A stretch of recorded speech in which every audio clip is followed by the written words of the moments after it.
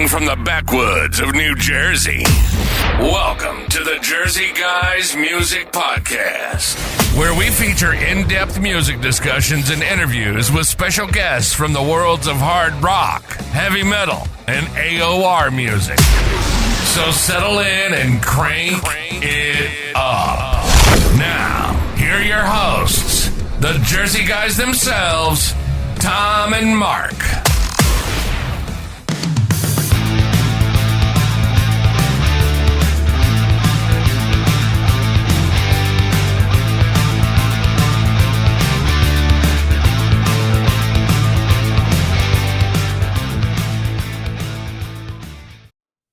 Hey everybody, welcome to the Jersey Guys podcast. I'm Mark Ballo here with my co-host Tom Coyne.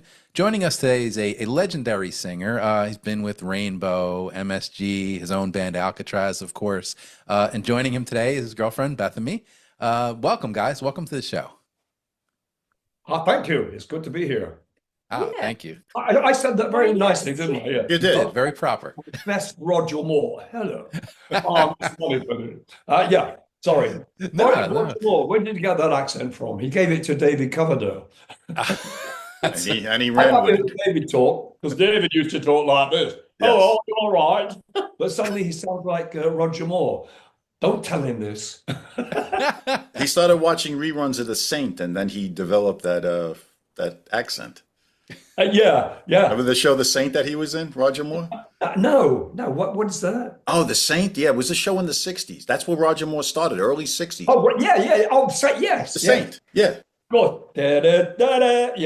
No, right over. The little halo above. That was before James Bond, way before James Bond. Yeah, The Saint. There was a woman called Dorothy Squires who was a singer in England, and she saw this guy who was modeling, and that was Roger Moore. Oh, really? They got a career together as an actor. You know, she fancied him or something. I'm not quite sure she actually went out with him, but Rosemary Squires is one of my favorite, one of my mum's favorite singers. She had a really big voice, sort of a dark brown voice, like the Kinks would say. Mm-hmm. But, you know, sort of rich. And that's how he got his career started, was through Rosemary Squires. So there. There you go. All right. What a wonderful piece of information. No, well, yeah. That's a good way to start it off. Yeah, I remember all these things from when I was a little kid. It's so ridiculous, isn't it? But anyway, Bethany, say something. Well, you guys just you guys are dealing with COVID right now. How's that going? How you feeling? Oh, well, Bethany. Well, we tested negative yesterday, so. Oh, good. Well, she did. That was today, wasn't it? Well, we're one person, so. Yeah. That was today. That was this morning. See how our memory's gone now. When you get older, you know. Yeah, that's right.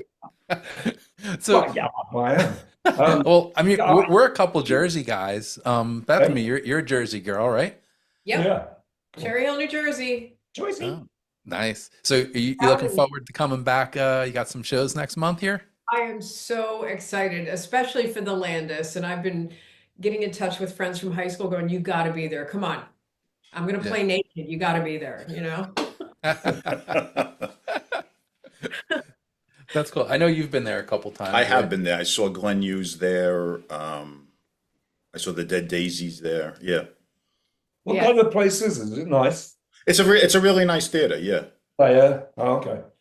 I heard very nice. To bring bodies in there, so that's why I'm going to tell people. You know, it's kind of the thing with it. It's a very nice theater, but there's not a lot around there. So it's like people have to travel to get there. It's not like you're not going to draw just by people generally in the area. It's kind of in the middle of nowhere. Yeah. Yeah. We're kind of a little tiny town, and but it's a very nice theater. And they book a lot of bands. They really are booking a lot of bands there. I'm looking forward to it, but that's just what's been happening too much. You know, people say, "Oh, we didn't know you were playing here." Well, why? I mean, what? Yeah, well, nobody lives around here, really. We find that it's happening. We go to a little village in the middle of nowhere and a gig that nobody really goes to, especially on a weekday.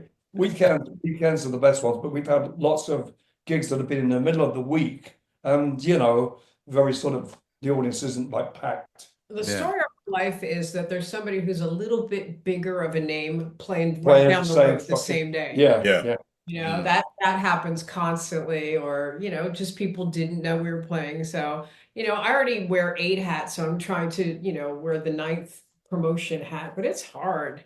Yeah. It's, Yeah.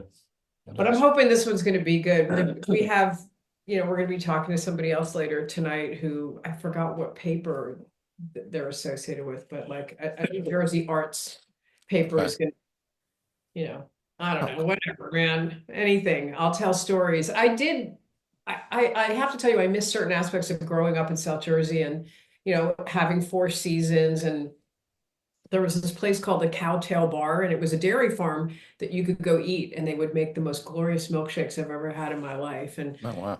back to being a little kid and just being out in nature and how different it is for like my kids, how I raised my kids. You couldn't be out all the time, Yeah. I like smoggy for one thing. So I'm just looking forward. It's not going to be the same. I know it won't look the same and it won't feel the same, but it will always be home to me, Yeah. Yeah. That's cool. I'm actually got tickets to see you guys at the Sellersville Theater in Pennsylvania. Beautiful place. If you talked about it, you want to know it. That's a great place. And from what I hear, they treat the bands top notch. They're just like a great venue. That's something we've missed a little bit. Yeah, because when we do like 1 million gigs in a row, some of the venues backstage, we don't get anything. It's like, well, where's are we getting food later? We'll give you a couple of bucks each and go and fend for yourselves. It's not like it used to be. When I was a lad, when I was a little lad in Rainbow, I was spoiled. And I'm looking for that again, but it's not going to happen again. That's a once in a lifetime thing. We all had dressing rooms, and we had a vegetarian chef on the road with us and a regular chef. It's like spoiled, but like little babies. All we had to do was go out there and play. Everything was good, and I didn't expect that when I joined the band, because I was so not like the rest of the band. I stuck out like a sore bloody thumb. My short hair and my 1950s gear and all that shit. I was into doo-wop. Yeah. I liked R&B and stuff, but the reason I got the job in the band is because of a song that the Bee Gees wrote for me and my cousin back in 1968. It's a song called Only One Woman, which is kind of like an R&B song. I don't know if you ever heard it. Oh, yeah. Was that with the Marbles that you did? Yeah, the Marbles. Yeah. That's my cousin Trevor. And he was in the Bee Gees in Australia. And what happened was, me and Trevor were playing with our band in a place called the Revolution Club in London. And after we finished playing, this guy comes up and said, "Hi, Trevor, how are you?" With a very sort of Japanese accent. No, he said, "Trevor, how you doing, mate?" And Trevor goes, "Oh, Ozzy Burner," I think his name was. And he said, "Yeah, hey, I think Barry and Robin and Morris would love to see you." And he gave my cousin their telephone number in London, Barry's number. And so Trevor went over like next day and met up with his old friends who we haven't seen for years, because they made records together. It was Trevor Gordon and the Bee Gees, it was called, on the Leiden label in Australia. Wow. Which I used to get all the time. He was sending me these singles of this little band called the Bee Gees. Little band, my God, look what happened. It was something that I thought, they sound great. They sound like the Beatles almost. He said, yeah, that's what they're trying to be. They want to be like the Beatles. So anyway, they moved over to England, and my cousin Trevor stayed over in Australia. But when he came over to England, my cousin, as I said, he met up with Barry, and he's singing away with Barry and Morris and Robin in Barry's apartment. And they finished playing, and Robert Stigwood was there also, the manager. And my cousin said, "Oh, well, my cousin Graham sings too, Oh, yeah. I said, well, we don't want a band. No, but he said, I want to bring my cousin over, because we were like five guys at the time. And so I went over like a couple of days later, and the guitars came out, of course, and we're playing Stevie Wonder tunes and Beach Boys and Beatles and whatever you like. And Robert Stigwood was there again and said to Barry, "Do you have a tune for these boys?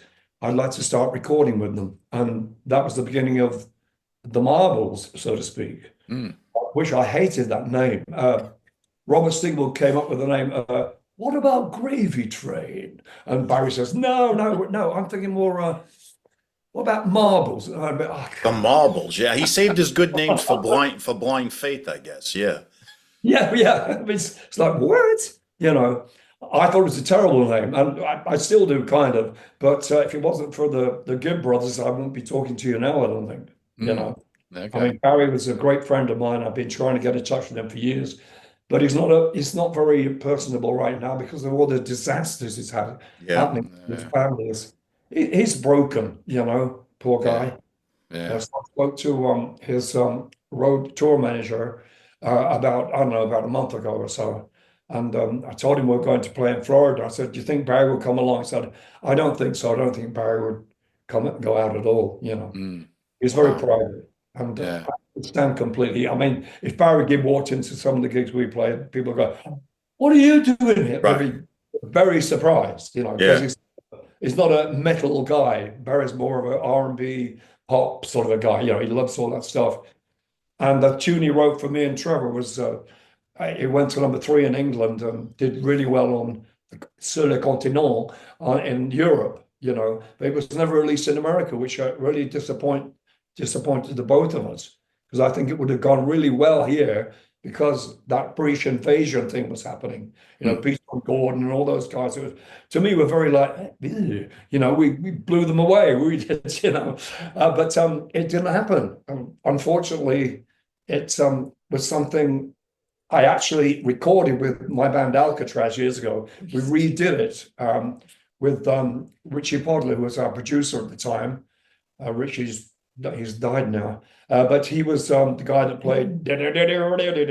He played Wipeout, you know, and he had a studio in Calabasas here. And he said, "Well, why don't we re-record that song you did when you were 18 years old or 19, whatever you were?" And so we re-recorded it, and it's not too bad actually, the Alcatrazz thing.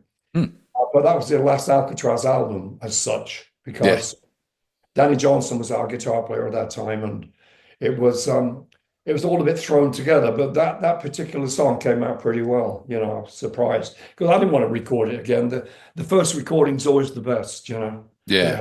Enthusiasm and whatever, and it's fresh.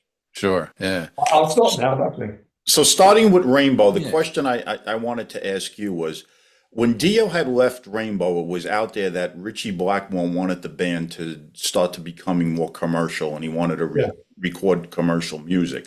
I don't necessarily hear that on the album that you were on. I mean, there were 1 or 2 songs that were commercial. When you came into the band, was there that mantra that we want to be more commercial, or was that really not?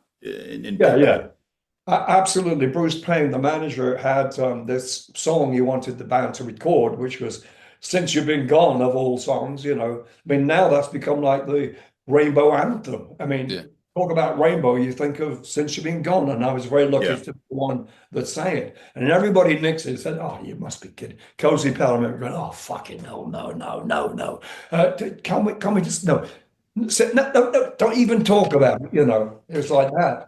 And when we did record it, our manager just came in and said, "This is a freaking hit record." And it broke Rainbow into like everyday radio, which wasn't happening before. It became radio friendly, which Rainbow wasn't. I'd never heard of Rainbow in England at all. I didn't know who they were. I knew Richie from Deep Purple, but that's all I knew. And when I heard of Rainbow, I thought it was a folk group or something. When somebody asked me, he said, "Well, do you want to go and have an audition with Rainbow?" I said, "Well, what? What's Rainbow?" Then somebody explained to me that it's kind of like a semi-classical, neoclassical, whatever band, you know. And I thought, "Well, what the hell's that?" So anyway, I went over and I got the job eventually. But you know, what the fuck am I talking about? Rainbow. Yeah, Rainbow. And it was a weird thing that I remember I had to go and buy the Rainbow albums. So I bought all the albums that Ronnie was on, and I listened to it, and I thought, well, I don't sing like that. That's not me. You know, I don't sing in that way, blah, blah, blah, etc. I just didn't think it was right. But anyway, I went over, did the audition. And the reason I got the audition was because of the song that Barry Gibb wrote, the song "Only One Woman." That was one of Richie's favorite songs. And they were playing Spot the Tune one night with the cassette machine, and Cozy had all these tapes, and he put it in there. He said, "Okay, who's this guy?" And Richie goes, "Where is he? Where is he now?" He's managed by the same group that manages, Bernie Marsden and Mickey Moody and Rory Gallagher. And so they got in touch. Roger Glover got in touch with me and said, "Could you come over and do an audition with us?" And so I learned one song called "Mistreated," and that was my party piece. And they gave me the job, didn't they, Bethany? Yes, I was there. No, No. You were a mere child then. You were about 3 years old. exactly. Yes, you were a baby. Somewhere in New Jersey. If it wasn't for Barry Gibb writing that bloody tune and it being so in the fucking, what's it called, the movie of Guardians of the Galaxy. Okay. It was in that Since movie. You've Been Gone. Since You've Been Gone. Yeah, but that was Russ Ballard. Oh, that was Russ Ballard, sorry. But I mean, Oh my God, I'm scared. yeah, I'm getting scared now, but it was Russ Ballard. When you were in Rainbow, That's in Guardians kind of of, Galaxy. when you were in Rainbow, did you kind of know that that this was going to be like a one and done, and you wanted to kind of do your own thing, or did you see yourself doing 3 or 4 albums like Dio had done with him? No, I thought it was going to be just like a one-off recording album, Right. because I was doing my own solo stuff at that time. And again, Richie liked a track off of one of my solo albums, which was "Will You Still Love Me Tomorrow?" The old tune. Yes. Tonight you're mine, that. Mm-hmm. And I remember going to his house once, and he was playing that had a party, and one night he's playing this, and he played it again and again. And Roger Glover was there. I said, "Why the fuck is he playing that song over and over again for? He's playing it to his friends." I said, "Yeah, but do they really want to hear it like 12 times?" He said, "But Richie loves that, So eventually it became part of the Rainbow Show. We threw that in once in a while, that song. But Right, it was on the DVD. There's a little interlude where that song gets interspersed in the middle. Yeah. Yeah. I didn't know we were going to do it. And it was, is that the Castle Donington? The Castle Donington, yeah. Yeah, because we didn't rehearse it or anything. We obviously rehearsed it in rehearsal when we were just rehearsing, but we never actually did it live. And then I heard Richie playing a D chord, and he looks across at me and he goes, "Oh." I said, "What?" I'll go, "What? Oh shit, you really want to do this?" And I started singing it. And I thought, well, the band doesn't know it, do they? Yes, they did. They secretly rehearsed it behind my back, and Okay. I didn't think it was very good, but it's not too bad. I prefer the studio version, but Beautiful. yeah, but it didn't. I was taken aback, or a front, or a side, or something, and and my mum and dad were there, and my brother out in the audience, and everybody was there, all my friends, etc. And my mum said that my brother Tony was singing it along with me, and I said, "Oh, bless his heart," because it So was when you left, you did an album called Lineup. yeah. Mark, I think, has a few questions he wanted to ask you Yeah. about Yeah. that album. Well, no, like you had indicated that you didn't think this was going to be a long-term thing with Rainbow, No. and right after that, you do the Lineup album. And you had some great players in that. I mean, obviously, Cozy Powell was on it. John Lord did a little bit. You had Mickey Moody, right? Yeah. Talk about that Definitely. album, because it kind of came before you went to MSG, shortly after. But Yeah. that was what you were looking to do, kind of continue to be a solo artist. Basically, because that's what I was doing before Rainbow. I was doing solo stuff, which Right. never really happened in England, but happened in Australia and like Japan and New Zealand, all over the place, Germany, etc., but never in England. It always seems that when I record something, it never becomes popular at home, like here, because I moved here in '79, and the only thing that I hear on the radio now is "Just Since You've Been Gone," Yeah. and All Night Long. Sorry, those two songs are played once in a while, but that was What am I saying? Lineup album. Who am I? You are Graham. Well, I actually didn't want to spend. I'm I didn't want to Bennett. spend that much time on the Lineup album. I wanted to spend more time on Alcatrazz. So, like, if Well, before we do Yeah, that, well- let's go to MSG, right? But the lineup album but is the lineup album is one of my favorite albums. Okay. I'll never forget making that because, unfortunately, Alcatrazz came along, which is now being destroyed by whomever. People. Well, we'll get to that. We have to go. We must go to MSG, and I always felt MSG was the album where your vocal style of singing, which was like nobody else's, really came into play.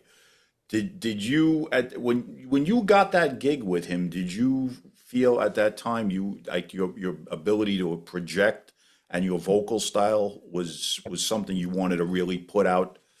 Yeah. Well, because it was interesting to do the Rainbow album, because I thought, well, how am I going to sing these bloody songs? Because we wrote them in the studio. I mean, Roger would come up with an idea and some words. I never wrote the words, but the melodies I made up as I went along, basically. And Roger would give me a rough idea, you know, like on Eyes of the World or Lost in Hollywood, whatever the tracks are on that thing. And he would just say, Graham, take it your way. Now you do your bit, you know. But I was never credited for being a writer as such on that album. I didn't realize I was writing songs. I was just making it up as I went along, you know. I'd never been in a band this big before. I'd always just been Graham and Trevor, the Marbles. Now, if you had to go back to that album I want to see if you think the same way I do, 1983. There were two albums that came out like around that time. The German band Accept, Restless and Wild, and this MSG album, which I thought were at the time cutting edge for heaviness in hard rock music. Did you feel like when you guys were cutting that MSG album, and your vocals especially, which were phenomenal, did you feel like you were really setting this, because you were setting the stage for a different level of heaviness at that time? Yeah. Well, I don't think Michael knew what I could do, and I didn't know what I could do lyrically and melodically, because I'd relied on Roger Glover with the other albums, you know, with the other album. And I surprised myself, actually, because I said to Michael, well, I'm not sure I can write the right kind of words for this kind of music, you know.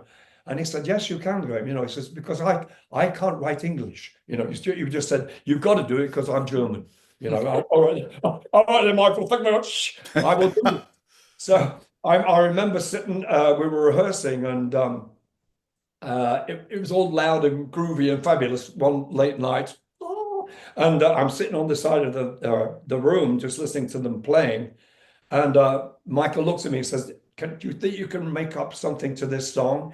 And I said, I don't know. And so I was sitting there, and I had some paper or something, obviously, to write on. And these words just came to my head for no apparent reason. And it turned out to be a song called Desert Song. And that was the first lyric I ever wrote. And I'm just tremendous song. We're sailing, what kind of, I had to think about, what do they call the camel? Oh, it's a ship. You call a camel a ship. We're sailing ships across the desert and something around, and that's the Arabian Moon. Yeah. So I had to do it because nobody else would. Nobody else was writing the melodies or making up the words. So I already felt I'd found my niche, so to speak. I really thought I fit in well because of my experience with Rainbow. You know, Rainbow gave me that, I know what's going to happen here. I knew how the arrangements to those kind of songs went. It wasn't necessary, oh, here comes the verse, here comes the chorus, and now the middle bit. But it was all in different sections. And Michael Schenker always writes songs with very interesting progression. You know, it was like the song Assault Attack. I can tell you, right, from when I bought that album in 1983, living in Brooklyn with all these metalheads that I hung around with. That song, when that album got out there, that was like, holy shit, have you heard this? Like, it was so cutting edge for that time. It was so, because Schenker had never done, even with UFO, Schenker never did anything that heavy as that album. Well, and with your vocals attached and the rhythm section between those two guys, absolutely, and the production of Martin Birch, exactly, the separation on the bass and the drums, and that album had such an effect on a heavy metal crowd at that era. Yeah, I know. You know, I never thought that would happen. I always thought it was like to me, it was just another album, like a pop album almost. Oh no, God, that was being heavy or whatever. It was, but it was pretty, you know, out there. The song Samurai, I mean, Samurai was like, when you heard that, it was like you just like fell to your knees. Martin was just the greatest producer. It's fantastic. perfect. Yeah. Absolutely. Oh, the production on that album is just ridiculous. Yeah. And, you know, Ted McKenna playing drums after Cozy left, you know, and poor Ted, as we know. Yeah, no, it's awful what happened to him. And Ted McKenna really lived in the shadow of Cozy. He was every bit as good as Cozy Powell was, in my opinion. Yeah. But he lived in the shadow of Cozy. But what a job he did on that album, though. Oh, and the bass playing, forget it. Such a lovely man. You know, I introduced him to Bethany one night when we started on the road with the Schenker show, and she loved him straight away because he's a very nice Scotsman. You know, great storyteller. Great storyteller. Yeah, and he went in for what's kind of a minor operation, and as we all know, he died. I know. Yeah, no, it's awful. Awful what happened to him. But the album itself, with Chris playing bass, Ted drums, you know, I mean, Michael playing guitar, and me singing. Everybody was just, you know, Martin Birch just said, "This is fucking great." This album. It really was. It really truly was. If the producer loves it, then you're on the right track, I think. Especially someone like Martin, who produced some great records in the past, anyway. You know, and Martin's gone now. It's like, who's next? Not me. I don't want to go next. No, I won't let him die. No, she's not going to let me die. She's going to kill me. But... I call him the cockroach of rock. Like, you can't. Well, that's what happened. Yeah, no, you get to a certain point, you know you're going to go for a long time because you've outlived all the other obstacles in your world. Yeah, but you know, it's I've just been very, very lucky to have that job. That in fact, Cozy got me with Michael Schenker. Cozy was in the band at the time. No, I know. I read it in your book. FM station, I think it was in LA, and after they finished their show, Cozy came up. I was on the balcony, and he said to me, "Said, what do you think of the band?" I said, "Oh, it's fucking great, man.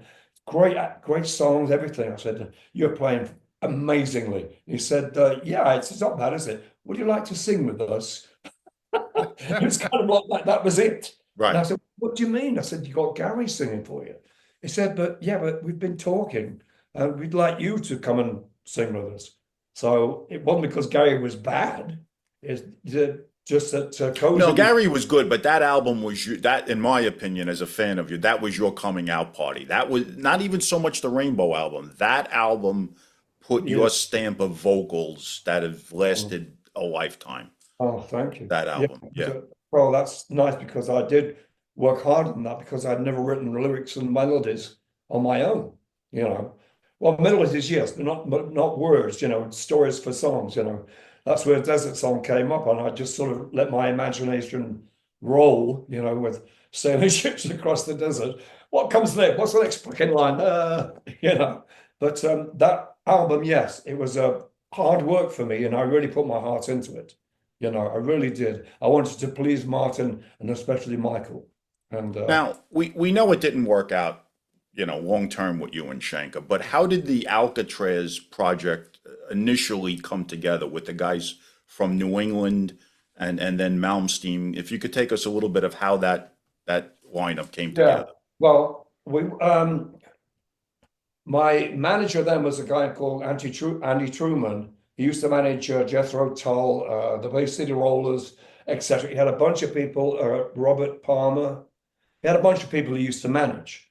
And one of my friends told me that he'd be a great manager for us. So for me.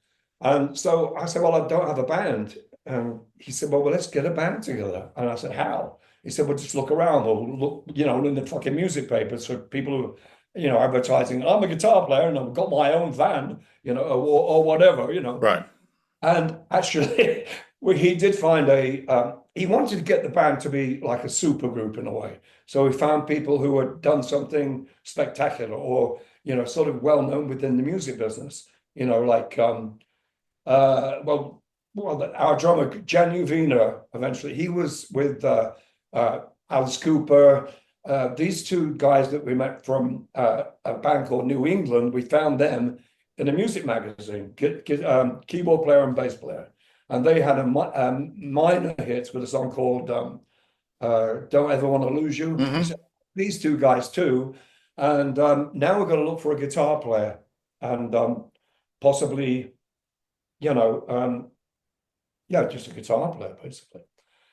And we looked at everywhere. Paul McCartney's, what's his face? The guitar player. Lawrence Juber. Yeah, Lawrence Juber. He came on, he rehearsed with us in the house, and a bunch of other guys. But I remember him because Lawrence was very business savvy, and our manager wanted to pull the wool over everybody's eyes about the money and this, that, and the other, you know, the insides and outsides of the music business. And so Lawrence started questioning him, and he refused the job. Actually, he said, "No, I don't like this guy. You know, he's too he'll rip you off." And of course he did, which all managers did. Really, you know. So but I mean, eventually came together because of Yngwie. And when we found Yngwie through a friend of somebody else, you got to hear this guy Yngwie. He's a guitar player with his own band, blah blah blah, and he's like 18 years old, but he's the big Ritchie Blackmore fan.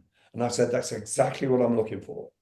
And so we brought him along to the studio where we're rehearsing, and I spoke to him on the phone first, and he said, "No, is this really Graham?" I said, "Yes, it is. Yes, Graham Bonnet, you know, the guy with the hat." And he said, "No, somebody's playing a fool with me." I said, "No, honestly, Yngwie, I want you to come along to the rehearsal at blah blah blah, whatever it was, the address." And I said, "I'd like you to listen to my solo album lineup. I want you to listen to a song called SOS. And could you learn that and play that? Because I didn't want to hear someone who's going to go, you know, I wanted to see what it'd be like without doing all the widdly-widdlies, you know." And he came along, he'd learned that tune perfectly. And I said, "That's fucking great. That's great." And I said, "Okay, now let's do, you know, a Rainbow tune or something, you know, All Night Long or whatever, you know."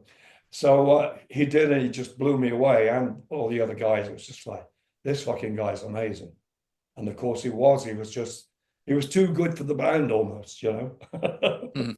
Well, I say in my opinion, that playing that he did on that first Alcatrazz album to this day is the best playing he's ever done, because I agree. He played melodic. He played for the songs. Yeah. He didn't play these crazy solos that made absolutely no sense. Yeah. And if you listen to everything he did post that album, it was a spiral descent of just self-indulgent crap, in my opinion. Yeah, I agree with you. I mean, it's a great player. No doubt he's a fucking amazing player. But you're right. On that first album, I remember saying to our producer at the time, I said, "Do you know why I like him? He takes little bits of my melody with solo." The solos were great on that album. Schenker does a lot. Yeah, which is a compliment to what I'm singing. You know, he's not just going to, you know, for the hell of it. He actually, I agree with you. I think that's the best play he's done too. Yes. Not because I was in the freaking band. He's never done anything like that, where he really played for the song. Yeah. As soon as he left Alcatrazz, it completely changed. I think Bethany spotted that. You said something about him. Well, I'm just not a big Wheedly fan, as he calls it, but I feel like Yngwie really does have something to say on that record, and I could absolutely. Yeah, I mean, Suffer Me. Oh my God. Yeah, I remember writing that song, that ballad, Suffer Me, with Yngwie one afternoon. I had my little guitar plugged into my little H&H amplifier. And we're in the rehearsal room and sitting on the stage in the rehearsal room. And he was playing, I don't know, something or other, nothing in particular. And he said to me, "Graham, do an E minor seventh." I said, "Oh, okay." So I had my acoustic electric guitar plugged in. So I did this E minor seventh. He said, "Just keep playing on that." And I said, and then he did some changes. I said, "Oh, that's cool. And the song was born that afternoon with me and him. It was just like, I said, "You know, this is a ballad. Do you know what it makes me think of? My mom. It makes me think of my mom." And he said, "It does me too. Can we write this song about our mothers?" You know, so the songs are basically about his mom, my mom. You know, how we were born and how they suffered our naughtiness and stuff in the past as being little kids. You know, so like, you know, mine was the cold December day I came. You knew me well, though I was a stranger. You know, because she carried me for 9 months, but she knew me well. You know, it was all little things like that that it made Yngwie cry. To be honest with you, he said, "That's beautiful." I'm telling you that now because I was very proud of that moment, because I admired him as a musician as well as anything else. He was a good kid. He actually understood what I was getting at. Well, that was a groundbreaking album at that time. That album really, I mean, even going beyond the MSG album, because now we're a year or two past that, that guitar playing was pretty cutting edge at the end, at the beginning, because there wasn't really that many guys doing that yet. Right. And what I always used to call the Alcatrazz albums, the one you did with Steve Vai also, was thinking man's metal. The songs made you really, a song I always loved was General Hospital. And you had to listen to it wasn't the usual bullshit of, women and, and drinking. And they were all songs that you really like, what is this guy talking about? You had to really go into the album and read the lyrics and try to figure out, what the story was behind this. And I always referred to those albums as thinking man's heavy metal. Heavy metal. That's what I did. I said that in an interview, and I'm glad you picked up on that. And it was because, I wanted not to do what everybody else was doing, talking about Dungeons and Dragons and, and chains and big swords and something. Yeah, I thought, well, he whips and chains, I thought, it's like writing a song about Jack and the Beanstalk or something. It was all very fairy tale, I mean, bless his heart, Ronnie, that was his thing. Yeah. Ronnie Dio, the man on the Silver Mountain and all that kind of thing. That wasn't me. I said, let me write some songs about my experiences and, other people's experiences, but about real life. There's a song called General Hospital, which is about me being in hospital, and what I went through, and said, I don't want this. I'm getting out of there because they said, oh, you've got to stay here, Mr. Bonnet. You can't go now. I said, I'm fucking off. It was a London hospital called the Whittington, which is like a fucking jail. It had green walls with like black lines along it with a cream. It looked like a shit house, it really did. And I got out of bed and the nurse stopped me, said, no, you've got to see your doctor. Because I'm epileptic. And I'd had a seizure, and that's why I was in hospital. And she said, you can't go without seeing your doctor first. I said, no, I'm getting out of here. This place is horrible, And my girlfriend picked me up and we went home. But I shouldn't have done that. It was very bad of me to do it because they wanted to make sure I was okay. I've never had a seizure before that was this drastic. It was a grand mal thing, Wow. And then I got put on the drugs. I'm on phenytoin now, and I've been pretty good, but you never know when it's going to pop up.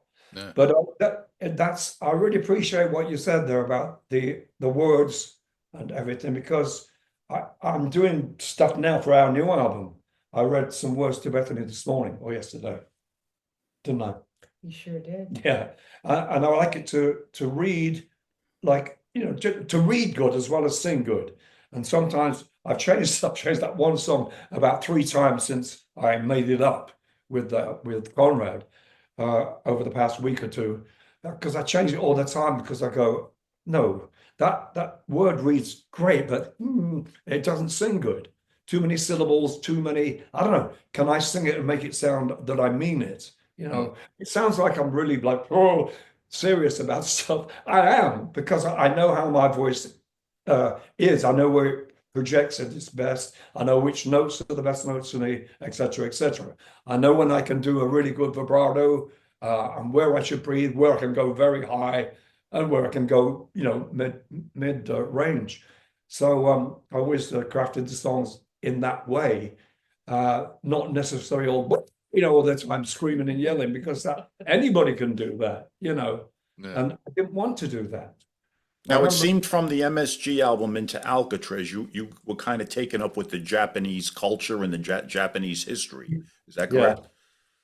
Yeah. Sorry, say that again. The Japanese culture and we saw it with Samurai in the MSG album, and then it was really carried over into the Alcatrazz period, that you were caught up with the Japanese traditions and the Japanese culture. And again, those songs were so interesting to listened to about the the bombing and everything in Japan, and it was very different from what anything else was in heavy metal at the time, because at that time it was really the advent of Iron Maiden and Priest, and not to take anything away from those bands, but there was nobody that was writing at that depth that you were, that really it added another dimension to the heaviness of the music, was the lyrics. I agree, and I have a fan, don't I? Who is he? Me? No, not part of me. What do you mean? Oh yeah, Bruce Dickinson loves Graham. Dickinson's solo stuff is actually a lot deeper than some of the early Maiden stuff was. Yeah. He mentions me in his book and stuff, and yes, he does, because I read his book last summer when I was on the cruise that I got COVID. But we went to see him play. He did a solo thing at the Whiskey, and we saw him play with the whole band at the one was like the Forum. The Forum, a couple of times. Iron Maiden. But we've seen him a couple of times. What a production! He's but he's a good friend, and I love him as a singer, and a good. I do too. On this person, I like him. He's an incredible character. You read his book, it's just what this guy has done. He's lived 100 lifetimes in 60 years. Yeah. We've been together for 60 years. Yeah, I mean, I love him. So, we're going to possibly do something with him. Now we know, again, I don't want to ask you a lot of questions that other people have asked you 10,000 times. We know that Malmsteen left. And what I never realized, that I found out about it through your book, is that you initially wanted Chris Impellitteri to be the replacement, and the other three guys wanted Steve Vai, and you eventually gave in to Steve Vai, and you created another monumental album that was every bit as good as the one before it, and maybe even better. Could you tell us a little bit about how that came about? Yeah, I agree, absolutely. I love working with Steve. It was a breath of fresh air, and he was always surprising. And I will come up with little ideas, and you go, "Oh, that's great. Let me just embellish on that." And one afternoon, we came up with a song called oh crap, what's it called? Will You Be Home Tonight? I had a bass part. It went and I said da da da da, like a blues line. And Steve goes, wait. Let me just bring this chord in here. And we made up the whole song within about 10 minutes. The melody, because he changed all these chords, and he got away from the blues thing I was doing. And it came in, and, it turned into, oh, will you be home tonight? All these great chords he plays. And that was the first song we made up, me and him, in his studio in his house. But that, to me, is my favorite Alcatrazz album. The first one was a tryout, if you know what I mean. We had a great guitar player, no freaking doubt, who went on to better things, which I knew he would. He didn't want to stick around the guys that were in the band at the time. Neither did I, that much. But But so, Yngwie became what he deserved, and he's still out on the road now, and but he did a great job on that album with us. And Steve thing, I was just amazed by the ideas he came up with, because he'd been working with Frank Zappa, and he was different, just a different kind of guy, and had ideas that I had in my head but never actually said anything about it, if you know what I mean, because I thought people would laugh at me. Well, you can't do that. You can't do that's not very heavy, is it? No, it's not. I know it's not. But well, on the last album we did, we've got a song in 3/4. You don't have a heavy rock song in waltz time. Well, of course you bloody well can. It doesn't matter what the time signature is. It's the way it's performed, and it's all the same freaking notes. It's all the same chords, but it's put in a different way that you'll go, this is a great rock song. And I'm doing another one now. In fact, that was the song you were talking about. The lyrics I was talking about this morning. I said, it's called 3/4 time, which is 3/4 time. So it says, vengeance is mine in 3/4 time is the first line. It rhymes as well, doesn't it? And I said, you don't need a backbeat to jive, not rock, to jive. I use an old word. You don't need a backbeat to jive. something, something, something. I haven't recorded it yet, but I read it away. Huh? I said they would give it away. No, I mean, but the story, again, it's about real stuff. It's about real life, not about dragons and fucking guys with big swords. So when you gave in to the other three guys and you brought Vai in and you started to write that album, did you know that you were really onto something that was going to have a massive, a long-term appeal? Yeah, I knew that. Well, Steve knew, and he said to me, "This is going to be a fucking great album." Because what I used to do, we were recording at Cherokee in LA, and Eddie Kramer was our producer, and Steve said to me, "Let's go to another studio, a smaller studio, where just you and I can work together." Oh, okay, we'll do that. So I did vocals with him, with Steve, controlling the machine. And because there's one song on there that we did, it's all harmony, and the harmony's on the guitar, the harmony's on the voice. We blended them together. So the voice and the guitar are together, and it's like a 12-string voice guitar or something. But we did it together. It's a song called Breaking the Heart of the City, which is about the death of John Lennon. Tremendous song. You know it? Yeah. And we took it. We took all day doing that, me and Steve, I remember, because I had written the words at home, obviously. But he said, "No, great. You should do, you see what I'm playing there? Oh, okay. That's a sixth. It's not a straight whatever, G or whatever bloody chord it was." So, no, that's a sixth. You put the sixth note in there, it gives it that jazz feel, but it's not jazz, And that's the kind of ideas he came up with, And he'd say, like, "What's that note?" He would bang on the table. I said, "What are you talking about?" He said, Frank told me this. Everything you hit with your hand has a note. Everything. Every object. And that's the way we worked. I said, "Oh, that's fucking great." Now, how did you work out that? I'm going to take you back to there was a DVD, well, it became a DVD. Originally, it was a videotape of a show shot in Japan on that tour. And the stage presentation and your stage presence was otherworldly at the time, between your vocals, Vai's stage presence, your stage presence. It's my all-time favorite video. I've watched it 100 times. Oh. How did you guys choreograph that entire show, or was it just kind of like, you just let it rip when you got out there? Yeah. It was all, we're just fucking about, I'll come over there. There's one point in the show, I don't know if it's on that thing, but he was playing that. He had a little mini guitar. I was watching that today. I was watching it today just because I wanted to familiarize myself. It's the best part of the whole fucking DVD, when he's playing this guitar this big that has this enormous sound, and he has these fingers that are this long that make the guitar look like it's this big. Yeah. Well, one night, I don't think it was in that show, I don't think. But anyway, one night, what Steve did, he took it from his around his neck and he throws it to me, and I start playing the blues. Really?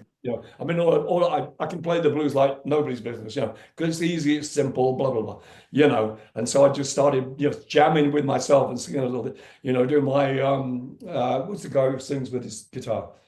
Benson, George. Oh yeah. George Benson, all that kind of thing, where the vocal is the same as the guitar part, and he sings with his guitar, George Benson. And Steve looks at me, because I was getting carried away. I was just thinking, well, yeah, here I am, playing this little guitar, and oh, sorry, Steve. I stopped and I threw it back to him. It was kind of cool. But he caught it. I didn't think he would. Bethany, have you seen this? Have you seen this DVD? Yeah, I think I have. Yes. No, I know you have. I'm asking her if she's seen it. No. You've never seen this? I've seen videos. Is that the one? Does Steve have like a leopard print or an animal print shirt on? Yes, because Graham takes his shirt off, and he's got quite a stage show there. Entirety, but Japan is otherworldly as far as like the audience gets you just so pumped up. Yeah, it's an incredible show. It really is. And I when you look at the fact that they only did that one album, it always, for me personally, it was like always, you wanted that long, partnership between Steve Vai and Graham Bonnet that never happened. Yeah. I did. Yeah, I did. he's the king of the one and done. And I wish that weren't the case, because I'd love to hear what another Rainbow song, or another Rainbow album, what that would have sounded like. Especially another MSG song with Martin Birch producing it, and just that same. Because to me, that is the most pristine album. I was actually curious. I was going to ask you, do you have a favorite on that album? Breaking the Heart of the City. No, on the MSG album. Oh, on the MSG album, probably Assault Attack, just for the heaviness of it. Yeah, gotcha. Yeah. Breaking the Heart of the City. Yeah, that's one of my. Breaking the Heart of the City is my favorite one. Yeah, that you guys opened up with that show. Yeah, we did. That tour, you opened up with that song. And it's kind of the wrong thing to start with, because it's a slow tempo thing. We didn't come bursting onto the stage. It wasn't that. It was boom, boom. I think the reason, I mean, you could correct me if I'm wrong, but I think the reason you cut through so many of these guitar plays is because as you peaked as a singer, you obviously were in demand, and these guys were all just kind of becoming big names. Like, really, in the heavy metal crowd, nobody really knew that much about Steve Vai because he was with Frank Zappa. But when he cut the album with you, everybody knew about Steve Vai. Same thing with Malmsteen, same thing with Impellitteri. So like you were finding these guys that really weren't big names yet. Then they do an album with you, and then everybody, in the heavy metal scene knew them. Yeah, I know. Yes, it makes me cry sometimes, because I feel like I've been used as a stepping stone. You know what I mean? Yeah, well, right, because like your voice was in demand for these guys, and then they would Vi got the gig with Roth, and they go on to better things. Right. But Alcatrazz. I don't know about better, maybe bigger, but not better. Well, yes, more money. Anyway, Yeah, there you go. money was the big, carrot on the end of a stick. So you did eventually get your opportunity to do the album with Impellitteri, which was Stand in Line, which is another great album. If you could tell us about that. Yeah, well, that was, again, I think what happened at that point. Oh, I know, yeah. Alcatrazz had broken up. We had nothing to do, absolutely nothing. My ex-wife and my kids were going to Australia because I was making no money and she wasn't making any money. So I was on my own in Los Angeles, and I got this call from this guy, and he said, "Hi, my name's Chris." I said, "Pardon, what? What's your name?" Chris Impellitteri. Oh, yeah, okay.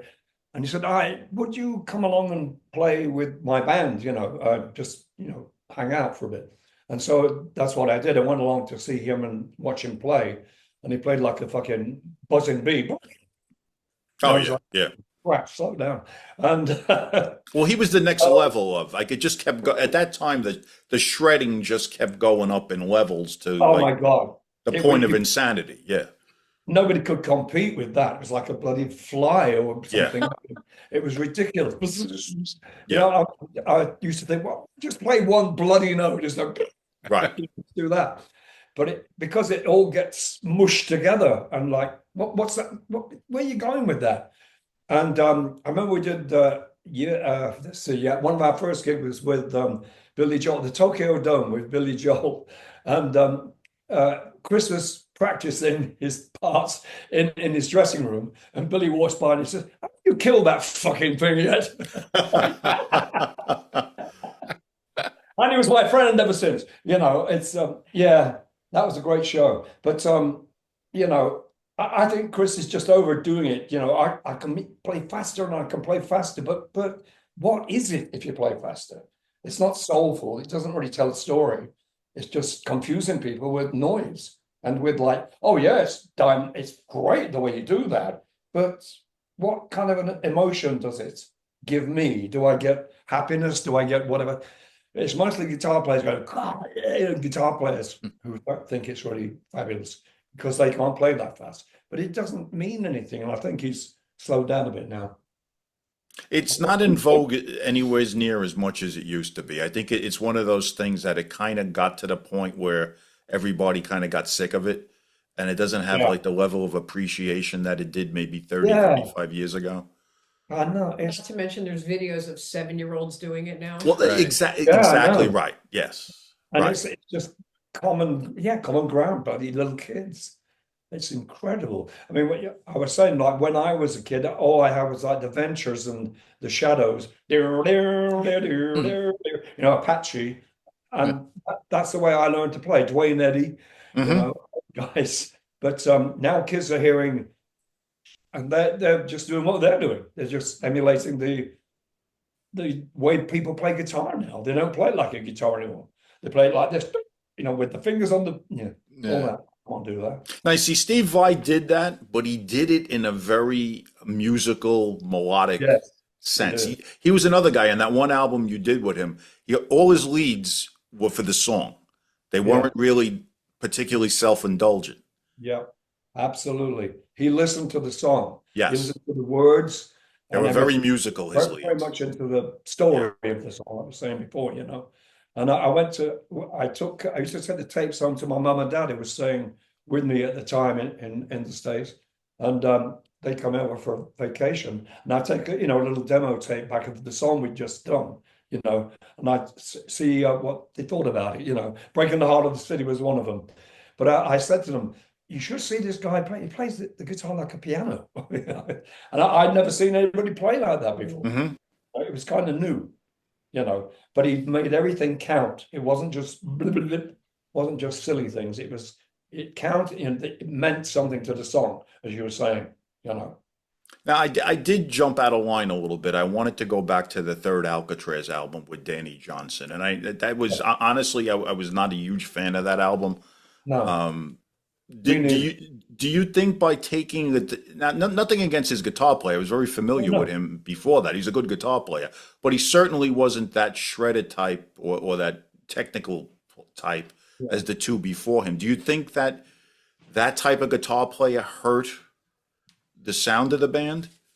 Probably, yeah, because I think people were expecting another Widdly Widdly album. Right. And Danny's not that at all. He's a blues player. He's a blues player, yeah.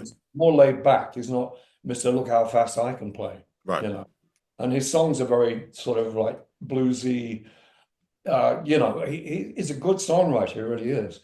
But that's when Alcatrazz sort of died. It's like, oh crap, what we're going to do? This is doing nothing. This album is not going anywhere. And it didn't. No, it didn't. Yeah. And because it died a natural death, and the band just fell apart. And that's when I moved to Australia for a bit, and then came back when Chris Impellitteri called me. Were you happy with that Impellitteri album? Were you a fan of it? Sorry, what? The Impellitteri album, were you happy with it? Or, like in retrospect, are you a fan of that album? Yeah, I like the Stand in Line is my favorite song, I think. And Tonight I Fly is a tremendous song. Tonight I Fly is a good one. And Good Night and Goodbye. Oh, Good Night and Goodbye. That's a good song too. The album was saved by a couple of really good songs. It had it had like 3 or 4 really strong songs on it. I think there were too. I love the way Tonight I Fly, that was a good one. Yeah, that was a fucking high note in there. I was just going to say. Yes. Yeah, and Chris said to me, in the chorus, said, can you go a bit higher? I said, are you fucking kidding me? I'm in the fucking whatever atmosphere at the moment, stratosphere or whatever. Without bursting a blood vessel, I'll try. Yeah. And I said, he said, why don't you go up to the high G above top C? I said, you're fucking kidding me. Because I'm getting my guitar and going, it's right up there. I said, it'll just be a scream. He said, no, he said, do it, go on. So so I did it once. And I said, I tell you what, put that note in all the other choruses. I'm not doing it again. And that's what happened. We dropped it on the other choruses, that one note. Because it's stupid. It was bloody Squeeze the Balls and whatever else, it was, oh my God. I mean, I almost blew up when I sang that thing. But we actually did it a couple of times, and I managed to do it, and I don't know how. It was just a good day for me, I guess. The wind was blowing the right way. Yeah. Not sure. But it is bloody high. You were in another project I wanted to talk to you about very briefly, a Japanese band called Anthem. I was a big fan of that album. I bought it when it came out at the time. Could you tell us a little bit about that? Well, yeah. Well, we were over in Japan. Let's see, how long ago was it? About 6 months ago, right? When I were there? Yeah. It was like a year and a half. Yeah, November. Yeah, Naoto was there. Yeah. It's the drummer's birthday today. Tamanu, that is last Was name? it? Oh, I don't know. Yeah. But Naoto, the guitar player, came and played with us when we played over there, and Oh yeah. that album they're fucking great, that band. They really are. Oh yeah, really good band. Amazing. Yeah, I did that album in my house. I remember doing the recording, and we had to translate all of the Japanese to English, and it was some of the lyrics came out very funny, so we had to change them. A lot of work went into making it sound sensible instead of like silly. But that band, I was really proud of that. We did let's see, about 3 gigs in Tokyo together, and the place was packed, and it was amazing, absolutely amazing. Did you played was it back in November of last year? Did you do something with them? Did they have some sort of? Yeah, November the year before. Oh, okay. Yeah. Yeah, Nato came on and played the guitar, which he doesn't normally play. Well, that was for my birthday. Oh yeah, That was June. Sorry. I'm confused there. But no, and then we went back again in November and you played with them. Oh right, yeah. And I did. They. I forgot what I was going to say. Oh yeah. There's a guy that recorded a song of mine that I did on the lineup album called Night Games, and Great a song. Japanese version came out of that, and Naoto was something to do with the production of that, and it got me to the studio, and I sang along with the Japanese guy who was singing it in Japanese, obviously, and his manager was there, and he was crying because I'm singing this song with his friend that had departed. It was kind of very touching, and so I did it very quickly. I seem to remember just singing the chorus with him. Night Games, it was kind of cool. But to hear it in Japanese was very confusing. But it was good. He did a great version, and that did well for me in England. That was a single. England, Night Games. That's a great song. Yeah, we do that live every night. Nice. Yeah. And it was featured in Orange is the New Black. Oh, it was, yeah. I'm all over the bloody place. Gotcha. And every time something's featured in a movie or something, it's never my song. Didn't write It's it. just me singing the bloody thing. Yeah, it's never a song I wrote. Bastards. We were streaming some British show, and all of a sudden I heard the riff, and I go, "Wait a minute, listen!" And they were at a wake in a pub, and this drunk woman was singing "Since You've Been Gone" so bad. Great band. Yeah, it was good. But it's funny. And then that band that took a bit of that disco song I did. The thing Warm that Ride. Robin Gibbler. Yeah, Warm Ride. Yeah, Warm Ride, yeah. Yes. And they put it into a song. Yeah. Yeah. It was like a rap song, wasn't it, or something? It was Something like that. kinda, I don't know, indie of some sort, something weird. Yeah. But hey, whatever, Again, I as never long as wrote that. As long as, they're playing your song, it doesn't matter. Yeah. It's in little bits. Oh, sorry. Yeah. Oh, hi. So- Sorry. Going back, there's another band I wanted to ask you about that you were in briefly called Blackthorn. Yeah. A band that I had a moderate like for. I like Bob Kulick a lot. I think I think if you tell me if I'm wrong, in a different time, if you had recorded with Bob Kulick, would that have album possibly sounded different? Without him. If you recorded with Bob Kulick, but not in that 90s time. Oh yeah, I don't know. In the vintage time, if you and Bob Kulick say did an album in 1986. Yeah. I don't think it's the same. Apart from personality differences, clashing personalities all the fucking time. It was very, it sounds like a cliche to say he was very hard to work with, but he really was. He didn't agree with anything. Every word I wrote, he would take the piss out of it and say, "What the hell? What's this? What does this mean, Graham?" I said, "Do you read it, Bob? Read it. What do you think it means?" He didn't understand lyrics at all. It had to be, lick it up or something. You know what I mean? You know, come on, baby, listen. It had to be very plain and done to death, you know. Yeah. Yeah. And he didn't get to a desert song, for instance. And we used to play that live. And he said, what is this about? Oh, he laughed at it. He said, what does this mean? So I can't see me work. I don't, if I had the choice, I wouldn't have worked with him at all. Okay. He was not a very nice, his personality was just horrible. You know, I knew Bob since I was a teenager, and he was really kind to me always, but he got a little bit, he was definitely crabby towards the end of his life, and he got so angry. I was on the phone with him, and he was trying to talk Graham into doing something that was so counterintuitive to his musical nature, and I was trying to, you know, sort of explain that to Bob, like, you're not going to get him to sing an AC/DC song. It's not who he is. And he got really mad at me. And, you know, it's a shame. I still have the message he left where he was threatening and combative. And I think it was just part of an illness because he died shortly thereafter. Yeah. And I choose to remember the sweet Bob. I still remember the moment I met him. I was wearing a strapless red velvet dress, and I walked into like the Continental Club in New York. And he was at the bar having a drink, and he just like put the drink down dramatically and came over and said, "Who are you?" You know, that kind of thing. And we were friends for a long time. But I got to see the side he was talking about. I hadn't seen it in the beginning at all. It was sweet to me. Well, he was in a band in the early 80s called Balance. That was a really good band. Put out a couple of terrific albums. Was in that band with him, wasn't it? Yeah. Yeah. And they had those gold outfits. Mm-hmm. Yeah. Which were ridiculous. Gold shined like spacesuits. So. And he always kind of lived in the shadow of his brother somewhat, because the brother although I think he was a substantially better player than his brother was. But absolutely. I mean, Bob was a great player. Great player.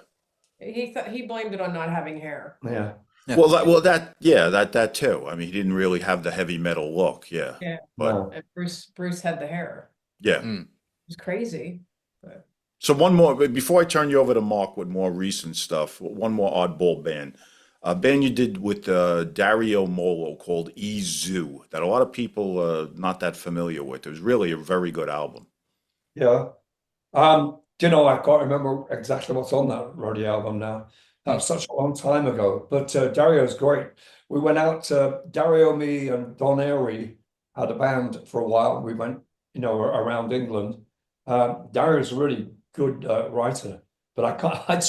He is a good writer. He did some albums with Tony Martin a while back that were really strong. Yeah. He's done a lot of different singers, Dario, you know. But that album to me now has completely gone from my memory. I can't even remember what was on it. You know, there's a lot of, oddly enough, there's a lot of people that don't know about that album. Like a couple of my friends who were big fans of yours never knew it existed. I was recently talking to a few of them about it. It didn't, and it got distributed in Japan too. It was signed to a Japanese deal. It's just like for some reason, and Dario Molo's stuff is out there. People know who he did a bunch of albums with Tony Martin. It really didn't get like a lot of notoriety. Like no, it didn't. I know. So that's why I've probably forgotten about it, you know. I don't know why they called it that either. Why did they call the band? Like, if he would have used his own name, I think it would have got a lot more attention because people in the metal community were very familiar with him. No, I know. But when he played with us, it was the Airy Bonnet band, Don Airy and Graham Bonnet band. You know, he was the guitar player. And nobody knew who he was, you know, as you're saying. Yeah. But Electric Zoo, I think he still uses that name, doesn't he? He does still use it. I think he actually did another album with different singers on it. Yeah. I only have this one because you sang on it, but he does have another album out there. Yeah. I can't really say much about that because of it. I don't know. We never do anything from that album, do we? No, we don't. No. There's nothing. All right. On that note, I'm going to turn you over to Mark. Yeah. Okay. I finally ran out of steam after like an hour and a half. That bloody album. My balloon is empty. I'm going to see if I can push the next meeting back a little bit. Oh, okay. Because it's supposed to start in 7 minutes. Yeah, we're going to try to wrap up. Yeah, no, it's all good. Hang on. Go ahead. I'm doing this. Don't worry about you. You want me to go? Anymore. I'm worn out. Well, I wanted to song. No, okay. I wanted to get Beth involved because we were going to talk a little bit about the 3 Graham Bonnet Band albums, and so do what you got to do. Hang on, I'm just okay, yeah. Can we push this back a minute? Okay. All right. Well, you start. The Graham Bonnet Band. How did that start the albums? Well, I mean, you have 2016. The first one came out. Yeah, Bethany's involved in that one. Talk a little bit about that, and those 3 albums that kind of came out. And I guess you said you're working on a new one. Yeah. Am I talking or yeah? him? You do. Yeah, go for it. So when Graham and I met. He contacted me on LinkedIn, and I'm like, I honestly knew very little about Graham beyond Rainbow. I knew nothing beyond Rainbow. But he said, well, I'm always looking for new bands. And I thought, oh, well, maybe he's producing now. So I was playing with 2 different girl bands at the time. One I've been playing with since 1989. And one was, we'd put it together as 2 girlfriends and myself. The singer had a placement agent. She was that voice of that Macy's commercial with the Olivia Newton-John song. Okay. And so we were just trying to guess what songs were valuable, and we mostly recorded. We did 2 gigs. Anyway, I sent him links to both bands, and we started having back and forth exchanges, and I figured out pretty quick he liked my picture. But in one of our emails, I said, I don't want to go way into this, but I said, it's hard for me. I'm a single mom and I have special needs kids. And then he mentioned that he had a son with autism, and everything shifted for quite a while. I'd say at least 6 months, just talking about our children. And I was really interested because his kids are much older than mine. And I was just kind of looking on the pike, what can I expect? Anyway, but he sat in, my one band was playing at the Whiskey, and I invited him to do a couple songs with us. And he did No Matter What by Badfinger and Oh Darling by the Beatles. And I have never heard anyone so loud in my life. It was crazy. And it was so fun. And then, you go upstairs at the Whiskey to get off the stage. And when we finished our set, he was waiting for me at the top of the steps. And he was like, oh my God, that was amazing. I want to be in a band with you. Okay, yeah, cool, let's do it. And I didn't really think much about it. And I drove you to the airport. Was it Brazil or Japan you went to on that one? I think it was Brazil. Okay. I think. Anyway, he got back from the trip and he said, all right, well, I fired myself from my band, so let's get started. I'm like, are you kidding? Why would you do that? He said, because he wasn't creating new material with them either. They never recorded anything. It was just a version of Alcatrazz so we started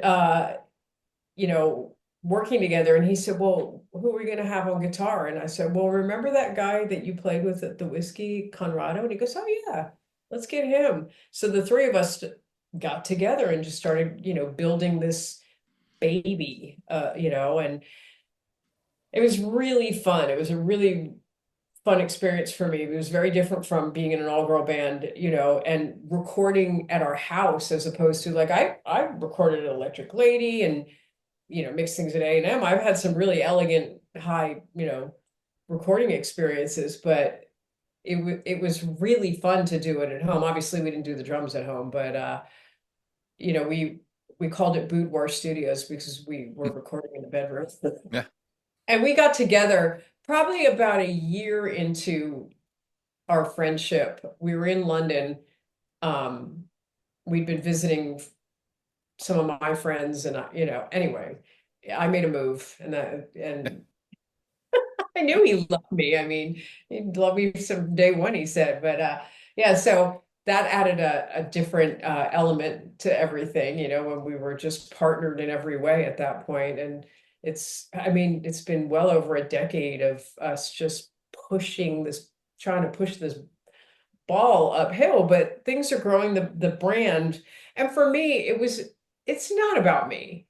I'll talk about me till the cows come home, but ultimately this is about Graham Bonnet. And my goal from the beginning was to, you know, as I learned about Graham and his catalog and his experiences and his abilities, like, oh my God, I've never heard anyone write a song the way he does. He's a poet. He's brilliant. Oh, yeah. I remember when I was learning, you know, Amore, and I was, you know, about the bloody album. I was listening to the lyrics, and I was like, oh my, I said, did you put a chemical formulation in that song? And he's like, yeah, I did. It's amazing. But yeah, it was, as I learned about his abilities as a front person, as a singer, you know, like, why aren't you huge? Why are you not a superstar? What happened? You're great looking. What happened? How did what happened was he kept quitting every band he was in, and they were great, and he kept leaving them.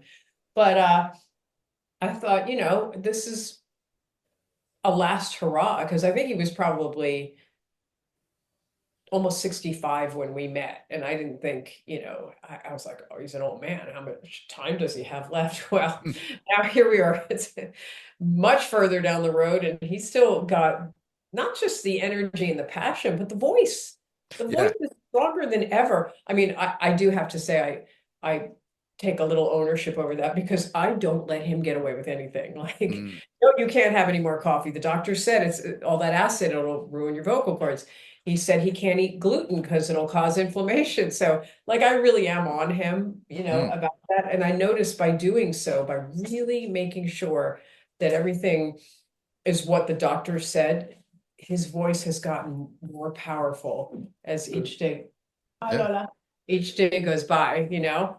So anyway, so back to that album. So it was such an amazing labor of love for all of us, because it was fun. There were no crabby Bob Kulick types, no clash of personality. It was just the three of us, you know, just the Three Musketeers, I still call us that. And then I had hired this manager who was really like a fanboy that I'd met backstage at an Axel Rudy Pell show that he did.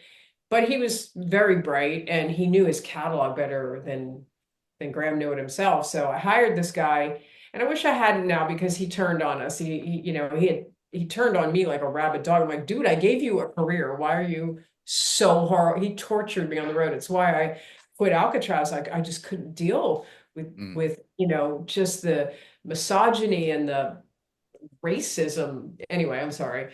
But yeah. That's what happened with that. But so the next, like, I love the first album. I think the production could have been better, but I love the songs. Oh my God, Welcome to My Home. Incredible. You know, just all those songs are really, really good. And the same thing with the second album. Even though it was a different guitar player on that one, I still think the songs are really good, but the production on that one, shit. Is it? It was a Jimmy Waldo production. So. Oh, fuck you. Sorry.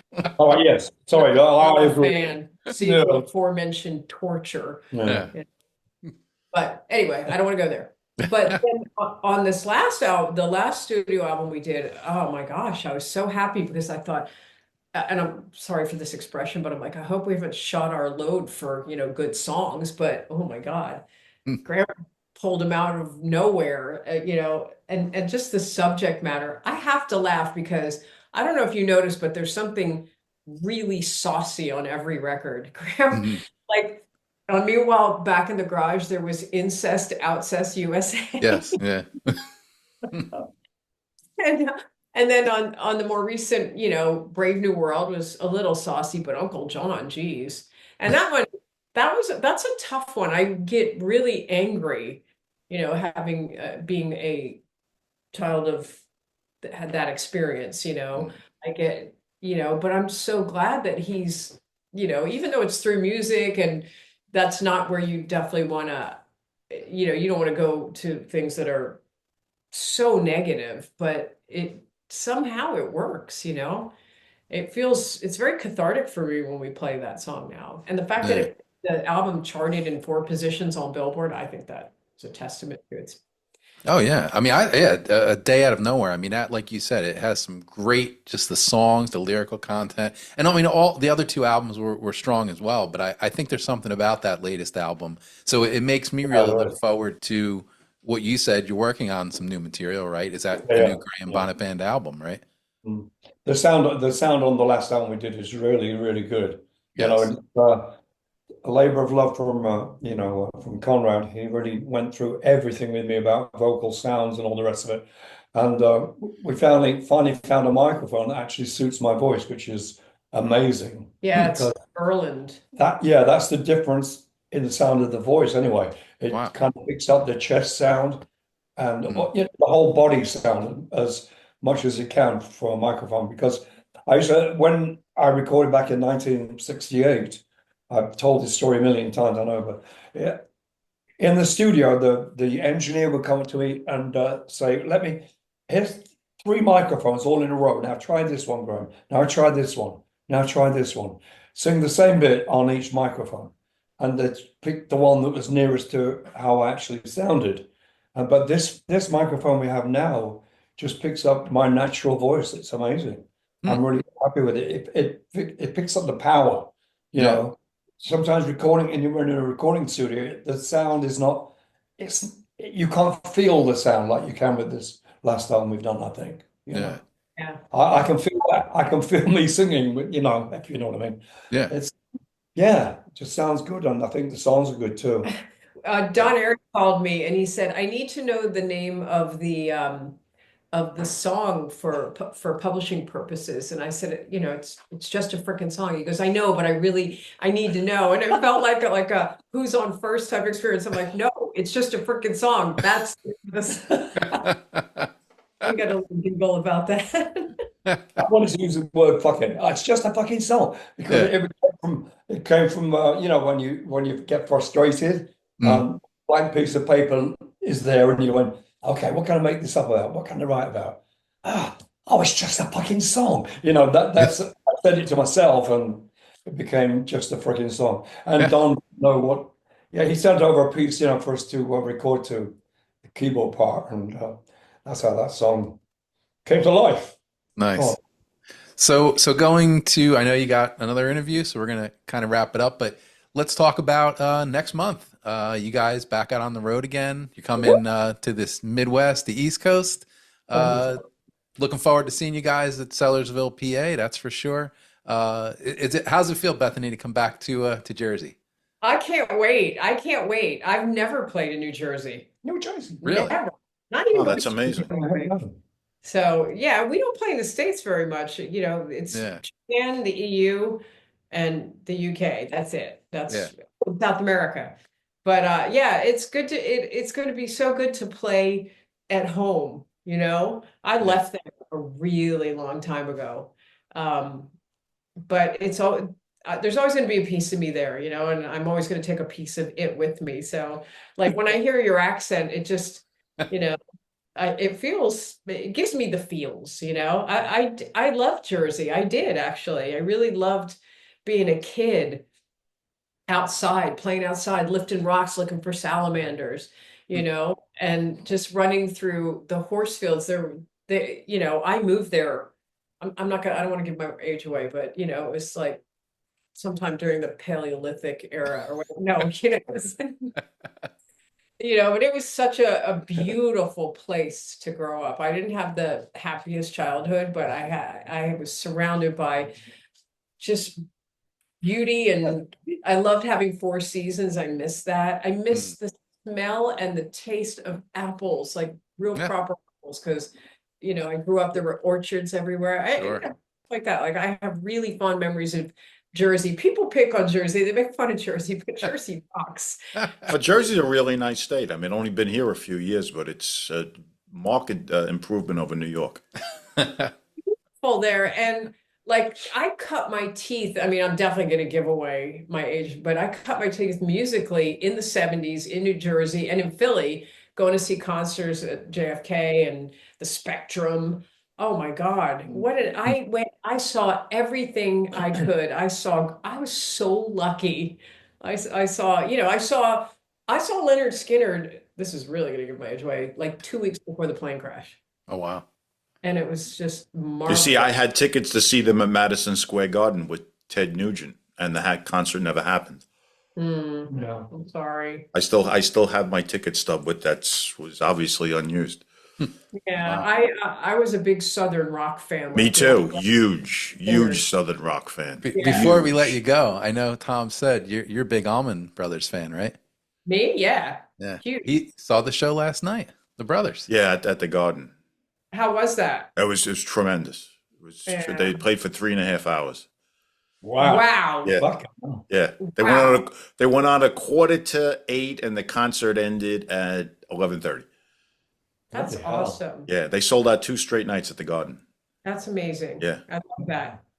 Wow, that reminded me of a hockey game. I was like midnight and there were so many, like 120 penalty minutes. I was still there. I think it was like the Islanders and the Rangers were. So you were into like Molly Hatchet and Blackfoot and all of that? Not so much Blackfoot, but definitely, yeah. Molly Hatchet for sure, Oh my God, Flirting with Disaster. And Yeah, I saw them on that tour. Daniels, I saw them on that tour at the Capitol Theater in New Jersey. the Outlaws. I'm sorry, I could keep I was going. big into the Outlaws too. I was big into Marshall Tucker. Marshall Tucker, Heard It Love Song. Oh my God. Yeah. But those looking back, those, even though I love them, I cherish them. They were a little goofy. There was an elegance about the Allman Brothers that you wouldn't think would exist within that genre. They were the cream of the crop. I never really considered them Southern rock, to be honest with you, because they really were initially blues based. Yeah. And they never really fell into that, like you said, that kind of hokey, because a lot of those bands did really push the Confederate flag and Right. like that. The Allman Brothers never really did that, like they really didn't push Southern rock, like as it was like a genre, Yeah. They kind of like always stayed away from that. Yeah. Yeah. That's like my go-to music when I'm sad. Mm. That makes me feel better. It sort of validates my feelings, but it also lifts me at the same time. Yeah. Wow. Well, hey, anything else, Tom? No, I think we know you got another interview to do. We appreciate your time, Graham Bonnet, Bethany Heavenstone. Thank you guys for talking to us. Thanks very much, guys. I appreciate the time. Anytime. It's been fun. Appreciate it. We'll see. Hopefully, see you in Pennsylvania in next month. Yeah, Yes, absolutely. absolutely. All right. All right. Yeah. Take care. Great. All Take right. care. All right. See you. Bye. Yeah, Thank you. Thank you. Bye-bye. Bye. Thank you. Bye. All right.